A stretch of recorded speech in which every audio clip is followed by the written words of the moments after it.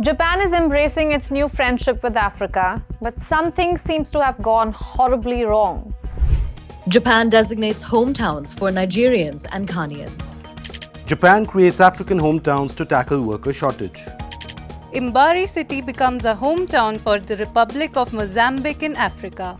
Japanese are up in arms with a new program that has designated 4 cities as quote-unquote African hometowns. And some of the comments are downright racist. Are Africans being granted citizenship in Japan? Is Japanese culture really under threat? And who benefits from this confusion? I'm Ananya Datta. This is Grey Zone.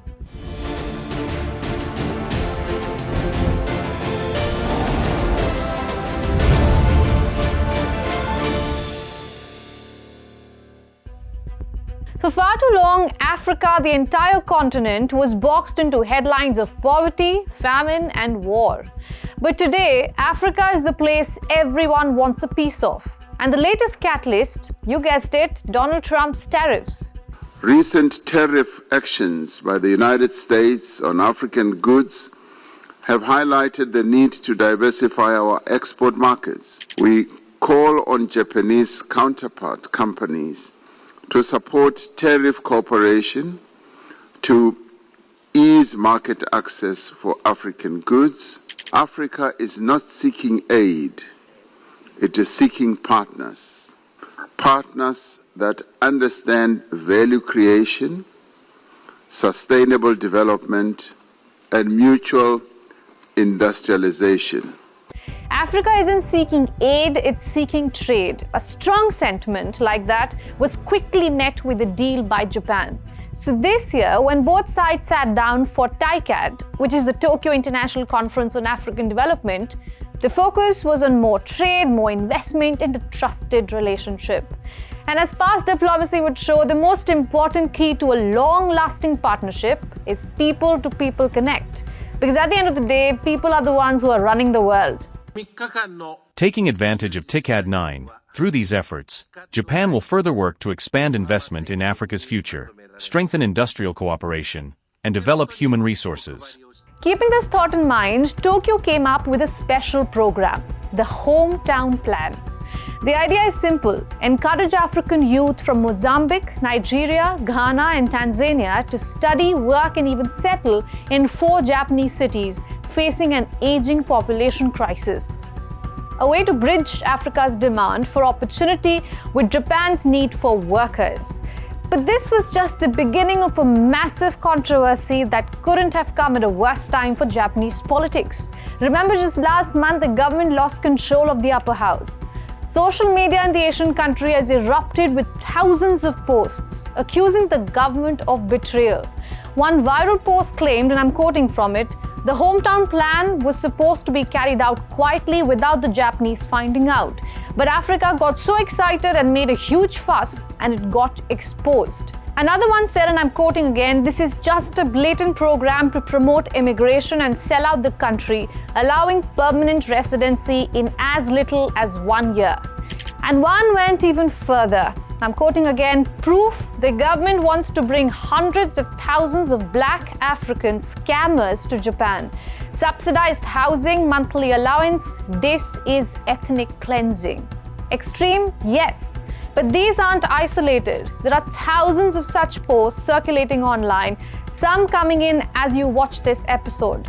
Media coverage in the 4 countries and locally have been blamed for triggering the ugly backlash. The government has gone on damage control. It released a fact sheet on the program which broadly says 3 things. First, the aim, which is to strengthen exchanges between African countries and Japanese local governments.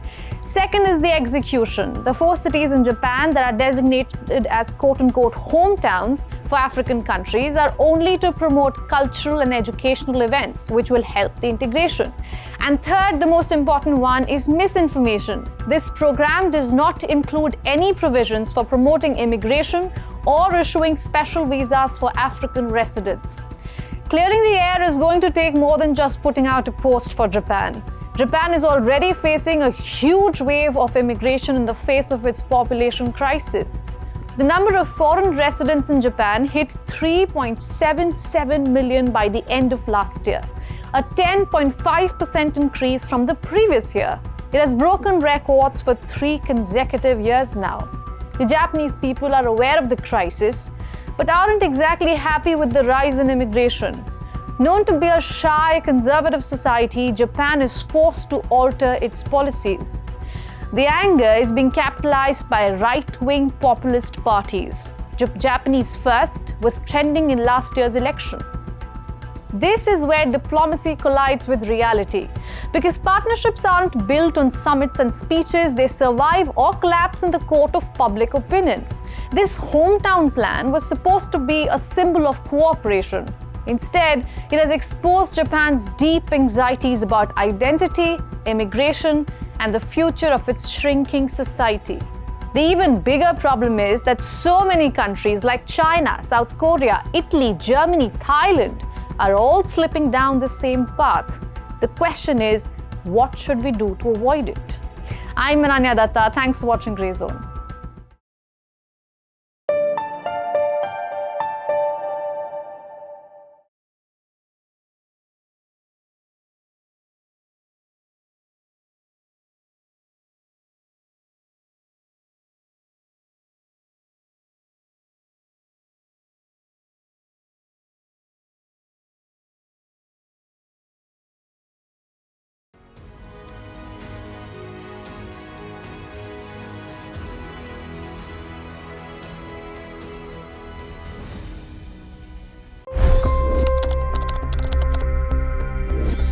$25 crore गरीब गरीबी को परास्त करके बाहर निकले।